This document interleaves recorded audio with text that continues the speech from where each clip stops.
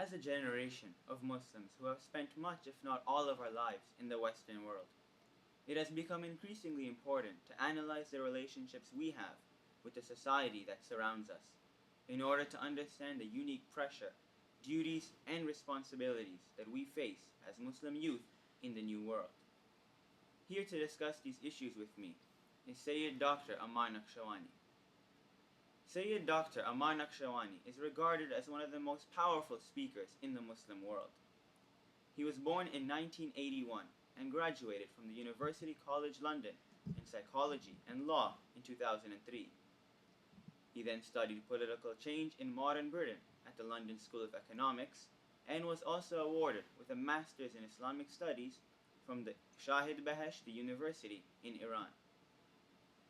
Sayyid Dr. Ammar has successfully completed his PhD at the University of Exeter, titled Authority and Leadership in Early Islam, a historiographical study of the Caliphate of Muawiyah ibn Abi Sufyan, under the supervision of Dr. Sajjad Rizvi, Professor Robert Gleave, and Professor Clifford Edmund Bosworth.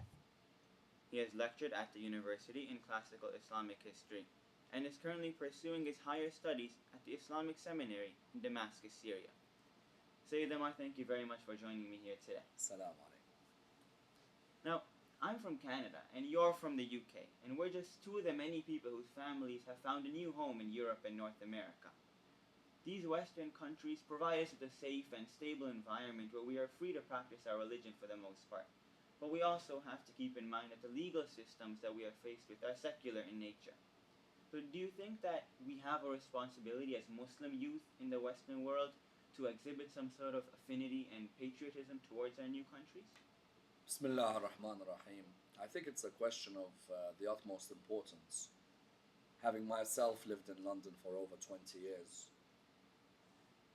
you realize that when you live in certain Western countries, that the stereotypical image of some Muslims of the West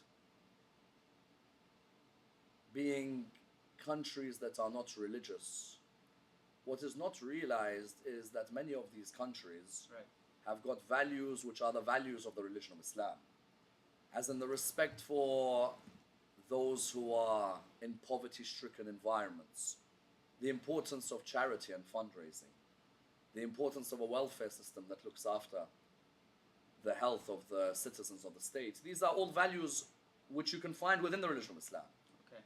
And therefore it's vital that when we're living in Western countries, we seek to understand the common denominators that exist between us and people of other faiths, between us and citizens of the state.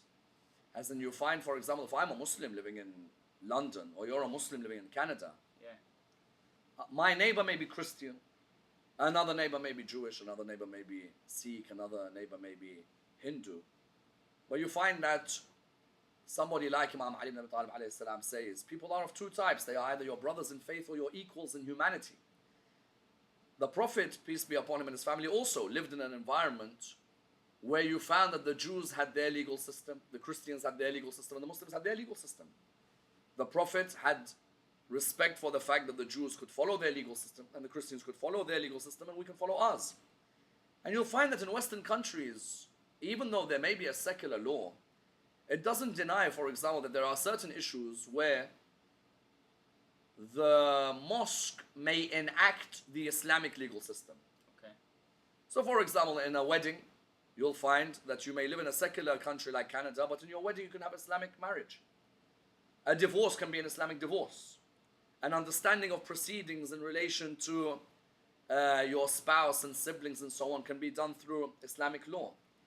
In other words, you therefore find that we have to thank God at the moment that we're living in countries where we are allowed to practice our religion.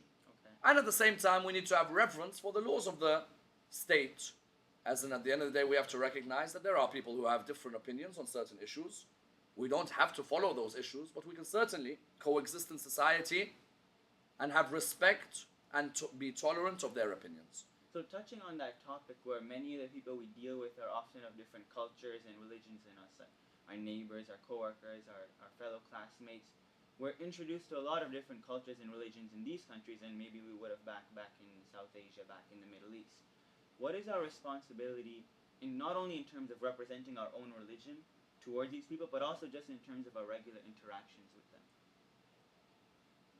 Well, at the end of the day, every human being who's living will ask key questions.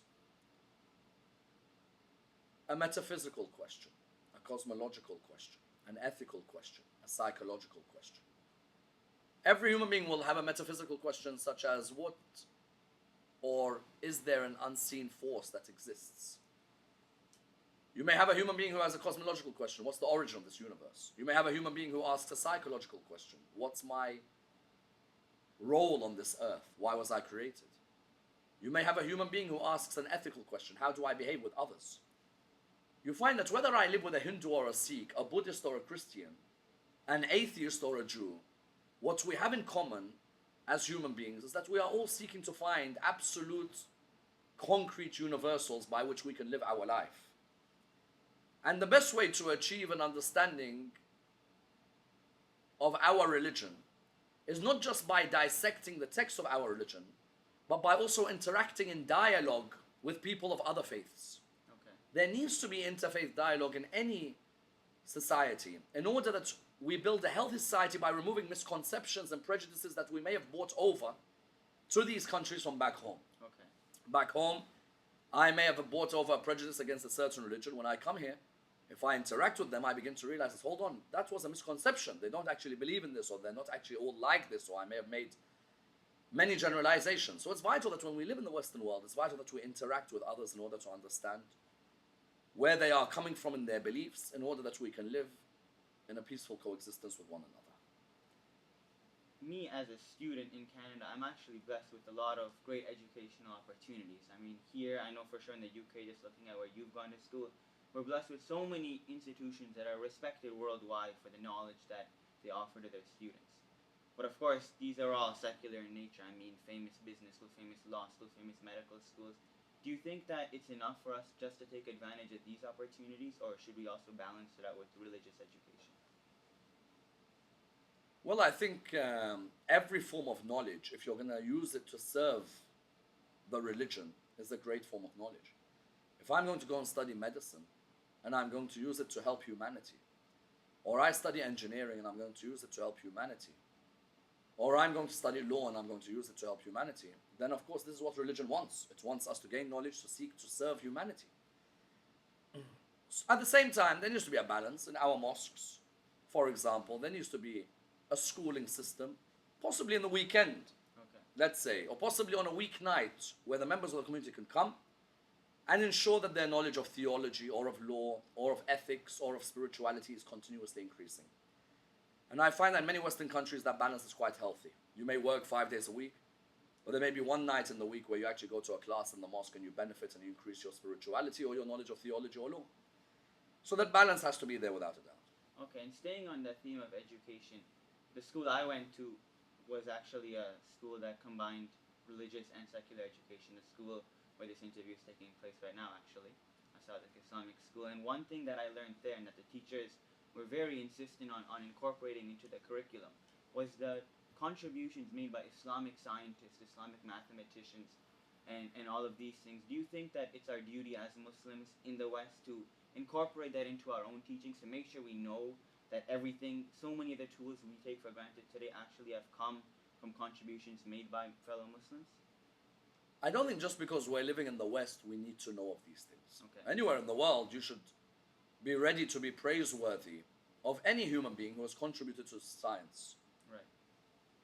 If it's personalities who were in Kufa or were in Cairo or were in Spain, or if it's personalities who were in Germany or in England or in America, yeah. At the end of the day, if they help the progress of scientific learning, we have to revere them. But without a doubt, in Cairo and in Kufa and in Spain, there was a golden age, a period of enlightenment, when medieval Europe had seen darkness, yeah. and had seen dungeons and had seen gallows.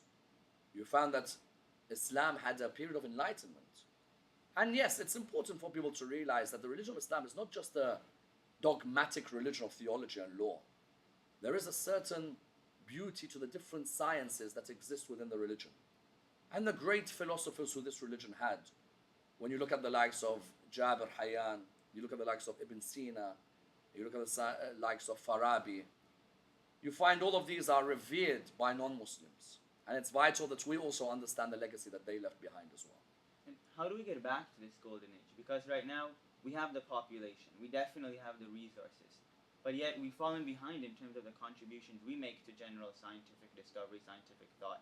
How do we get back to the golden age? I don't necessarily think we've fallen behind. I think you could go to certain Muslim countries and you'll find that there's fantastic scientific contributions, some which is made very popular, others not so. Okay. But that doesn't deny that they're not producing excellent students of science in the world today. I think there are certain Muslim countries who politically, because of dictatorships, were never allowed to flourish. Right. Or were facing a lot of oppression from outside of the country. And that may have affected literacy levels.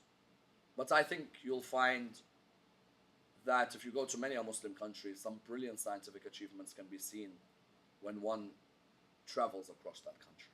Okay. And you touched on some countries not having the political landscape, the political framework which allows these students to flourish. Another thing I've noticed when I've gone to countries in the Middle East, in South Asia, is that there seems to be a lot of emphasis on artifacts and symbols, especially in religious commemorations. And there's a lot of people I see who place a lot of value in the symbols themselves, not only what they represent, but in the actual attainment of a specific physical object. What sort of value should we place in these sort of things, or should we accord it any sort of respect like that? Yes, of course. As in, it's not just the religion of Islam which values these artifacts, okay, or these symbolic, metaphorical symbols, if you like. You look in the religion of Christianity, you'll find that comes the period of Easter, there is a reverence still for the cross. Yeah. There is a reverence for the Virgin Mary, there's a reverence for the church, there's a reverence for the rosary bead. Okay. And likewise, when you look in the religion of Islam, if you look within the Quran, Jacob becomes blind. And Joseph says, put the shirt on his eyes. Joseph could have easily said, oh God, cure my dad. No, right. Joseph said, my shirt, if it covers the eyes, it has a certain energy about it where my dad's eyesight will be regained. So that was a shirt of a holy personality. When it comes to certain places in the Middle East and South Asia, you'll find that they may have pieces of cloth, or they may have flags, which have been around the graves of great personalities. The energy that surrounds them is phenomenal. Okay. And nobody claims to worship these artifacts. People say these are forms of reverence for great figures in the past. Okay. So we should revere them, and we should continue in spreading these symbols, because they are vital to ensure we remember the legacy of the greats who came before us. Okay. Moving back to the educational opportunities we were talking about, we're blessed with so much in the part of the world we live in, which means that the professional opportunities are a lot wider for us now than maybe they were for our parents or our grandparents. Do you think we have a responsibility when we're choosing a profession to look at the needs of our religious community? Yes, possibly. As in, like today, if you go to many a mosque, lots of doctors, lots of dentists, lots of engineers, and lots of accountants. But you don't really hear many journalists. You don't hear many people in media studies. Politics. So these are all areas I think we should consider, because in each of those areas you're able to help remove misconceptions possibly about your religion. Okay. And another professional stream that we've seen grow in popularity, especially amongst the youth in the Western world, is that they would go and complete their Islamic studies in Syria and Iran. And they study for a few years.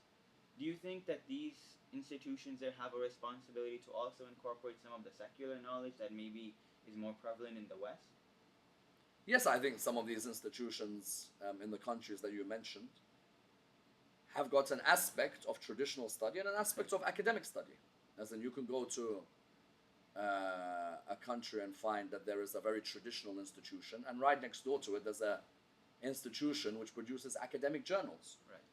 So I think that development is happening. In the past, possibly the only subjects you'd ever study would be law, Arabic grammar, let's say, and theology. But now you're seeing a few more academic subjects being introduced, and I think, the evolution is great. And when these students, they complete their studies and they come back to Europe, to North America, do they have any sort of responsibility towards the communities in those countries? Phenomenal responsibility, because once you've gained knowledge, it's your role to disseminate that knowledge. So if I've gained knowledge at a certain institution, I have to come back to my community and serve. Okay. And that knowledge which I gained, and there are many great students of knowledge who have gone to these seminaries and come back. It's vital that they disseminate that knowledge. Serve others with your knowledge. Help others. You've earned it. Yeah. Now you've saved it. Make sure you now disseminate it. Okay. And I think, not only disseminate to your community, also disseminate into the universities. You need more people in the academic world who have got traditional studies, who have got a traditional background, who are able to adapt to the academic world and hopefully help remove any prejudice that may exist in the academic world concerning certain Islamic topics. Okay. Now, probably you can tell from the questions I've asked so far that there's a lot of emphasis on education, on jobs, on occupations, and oftentimes this comes at a detriment to our physical health. Oftentimes we're focusing so much on our school, on our work, that we neglect the physical aspect of our health. Do we have a responsibility to focus on this part as well? Is there anything in the religion that says we should keep our physical well-being to an Definitely, optimal as in the religion was a code of guidance for the spiritual and the physical. Okay. The religion didn't just come and say, make yourself spiritually strong but physically weak. If you look at the lives of the Imams of Ahlul Bayt, spiritually they were the highest of people, but physically none could come near them on a battlefield. Therefore the Prophet ﷺ, when he says, make sure you learn how to swim, or you ride a horse, or you learn archery, he was highlighting to us to make sure that, we look after our fitness, we remain as trim as we can. We look after our stamina. Likewise, at the same time, he would tell us, eat this in the morning, eat this in the daytime, eat this in the night. Imam Ali ibn Abi Talib alayhi salam would say, don't make your stomachs the graveyards for animals. Okay. The Prophet would say, make sure you chew your food when you eat it. The Prophet would say, for example, in the lunchtime, let's say have some dates, which will provide you with the energy that you need in the day, vitamins, minerals, folic acid, and so on. So you find, therefore, that the Prophet had focused very much on a balanced being, a balance of spirituality and a balance of physical perfection. Okay, and staying on that topic, I know myself and a lot of my friends, we pay a lot of emphasis to sports, especially sports in North America, Canadian sports, American sports. Is there a positive role that sports can play in our lives? Definitely. If you feel sports are helping your fitness, helping your physical abilities, then definitely it's vital that more people play sports. Looking at our religious freedoms that were provided in the countries we live in today, we often have a lot more freedom than even people in the Middle East and South Asia to practice our specific beliefs, to commemorate our religious holidays. But given that we are in a society where many people, if not most of them, are unaware of what we're actually practicing, is there an added responsibility to educate the masses about our events? Yes, definitely. As in, we know very well that we may have certain religious practices which are, very new for the people of this country. Right. They've never seen such a thing before. And therefore it's vital for us that we interact, we have interfaith dialogue and discussions. We have open forums with the churches, the synagogues, the gurdwaras, where everyone can meet, in order that we are able to explain our beliefs. Definitely, it is very important. We mentioned earlier in the interview how we're given a lot of freedom, and for that we should have a sort of affinity to our country, we should respect their laws. But recently we've seen where some of the situations around the world, foreign policy of our countries, is at odds with our beliefs. We can look at the situation in Bahrain and the responses of many of the Western governments. What should we do in terms of managing this conflict between what we believe should be the correct response and the actual response in our countries? It's vital we don't generalize, that we don't say everybody in Canada is like that. No, right. There may be certain Canadians who disagree even with the foreign policy that may be, that may have been established within the country. We need to get involved in the political system, lobby our local members of parliament, and ask them to make sure that our voices are heard. And the problem with many Muslims is that they're reactionary, not proactive. When something happens, we react, but we're not proactive, we don't get involved. If we get involved, then we'll have a voice. Okay.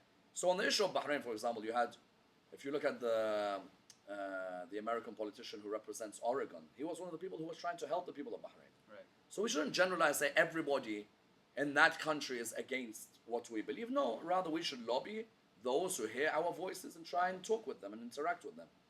And before we finish off for today, in all of your experience as a speaker, you've visited many countries, you've dealt with many of the youth across the world.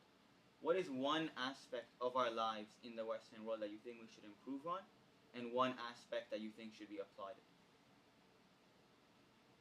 In terms of an aspect which I think we can improve on, is definitely the aspect of giving more back to our communities. Many youths love to blame elders. They love to say the elders don't understand us, the elders don't know what they're doing, the elders are backward. No, those elders are the ones who laid the foundations for us in these countries. It's now our time to tell them, sit back. You've done so much for us. We don't want to trouble you anymore. We'll take over and help you.